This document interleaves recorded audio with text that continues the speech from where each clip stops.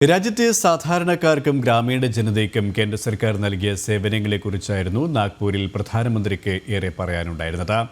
ആയുഷ്മാൻ ഭാരതിന്റെ പരിധിയിൽ രാജ്യത്തെ കോടിക്കണക്കിന് ജനങ്ങൾക്ക് സൗജന്യ ചികിത്സ ലഭ്യമാകുന്നുണ്ടെന്ന് പ്രധാനമന്ത്രി ചൂണ്ടിക്കാട്ടി. ജൻ ഔഷധി കേന്ദ്രങ്ങൾ ഉൾപ്പെടെ ഇന്ത്യയിലെ സാധാരണക്കാരുടെ ജീവിതത്തെ വളരെയേറെ സ്വാധീനിച്ചുവെന്നും അദ്ദേഹം പറഞ്ഞു. ആരോഗ്യമേഖലയിൽ രാജ്യത്തെ അടിസ്ഥാന ജനവിഭാഗങ്ങൾക്ക് വേണ്ടി 10 വർഷത്തിനുള്ളിൽ NDA സർക്കാർ നടപ്പിലാക്കിയ പദ്ധതികളാണ് പ്രധാനമന്ത്രി ഉയർത്തിക്കാട്ടിയത്.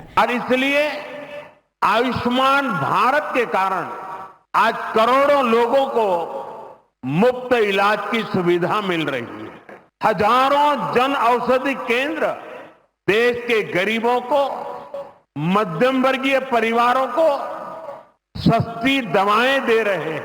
2014 ഗുരുജിയുടെ സ്മരണാർത്ഥം നാഗ്പൂരിൽ മാധവ് നേത്രാലയ ഗവേഷണ കേന്ദ്രവും കണ്ണ് ആശുപത്രിയും ആരംഭിച്ചത്. മാധവ് നേത്രാലയ പ്രീമിയം സെന്ററിന്റെ ശിലാസ്ഥാപനമാണ് പ്രധാനമന്ത്രി നിർവഹിച്ചത്. മാതൃഭാഷയിൽ മെഡിക്കൽ വിദ്യാഭ്യാസത്തിനുള്ള സംവിധാനമൊരുക്കി.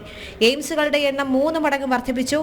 ഡോക്ടർമാരുടെ കുറവ് പരിഹരിക്കാൻ മെഡിക്കൽ സീറ്റുകളുടെ എണ്ണം ഇരട്ടിയാക്കിയതും പ്രധാനമന്ത്രി പരാമർശിച്ചു.